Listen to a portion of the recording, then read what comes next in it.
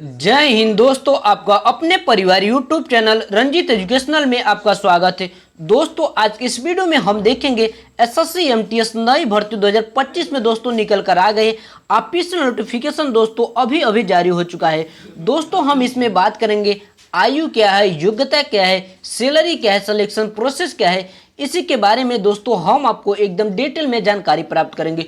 दोस्तों इसमें एक और बड़ी अच्छी बात यह है कि दोस्तों अभी तक जो ऑफिशियल नोटिफिकेशन अपडेट हुआ है दोस्तों, उसमें जो टोटल पोस्ट है दोस्तों वो अपडेट नहीं हुआ है। और दोस्तों इसका ऑनलाइन आवेदन करने की जो प्रक्रिया दोस्तों शुरू हो गई है, लेकिन दोस्तों सरकारी रिजल्ट पर दोस्तों एक्टिवेट नहीं हुआ है। तो दोस्तों अब हम लोग और आगे चलते हैं।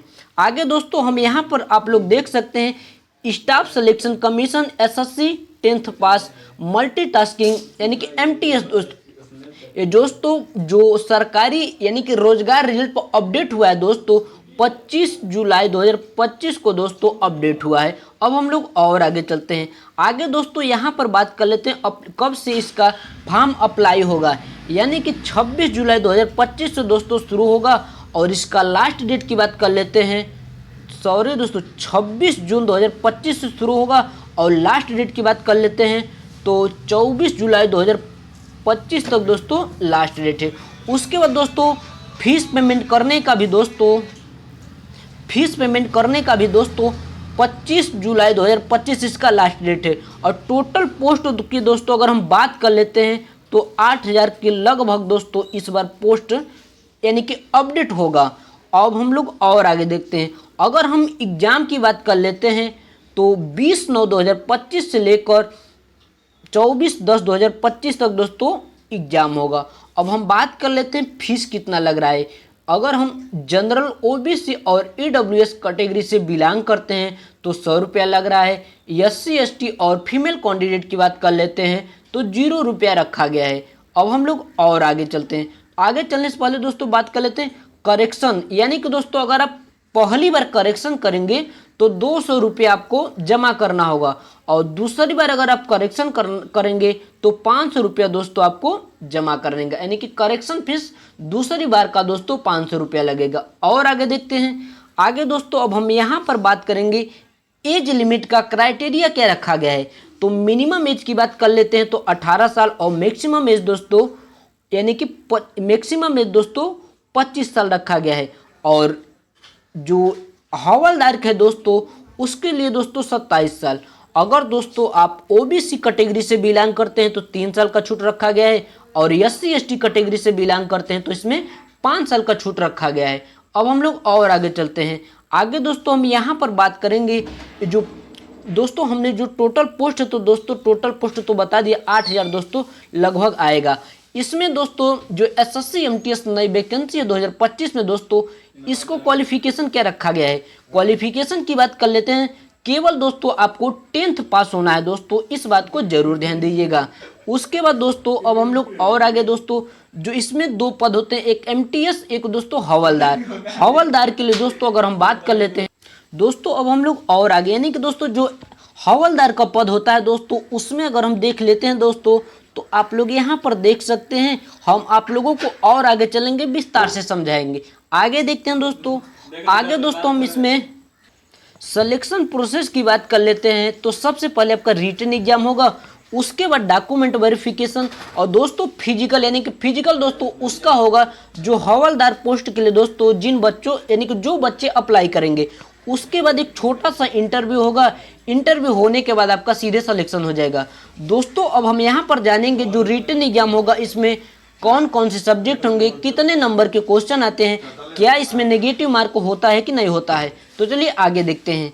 आगे दोस्तों हम यहाँ पर बात करेंगे जो हवलदार का पोस्ट होता है दोस्तों उसमें हम पहले जो फिजिकल होता है उसके बारे में देख लेते हैं। तो जो मेल कैंडिडेट होते हैं दोस्तों 1600 मीटर का रनिंग करना होगा, 15 मिनट का समय दिया जाएगा। और फीमेल कैंडिडेट की बात कर लेते हैं तो 1 किलोमीटर का रनिंग करना होगा और 20 मिनट का समय दिया जाएगा।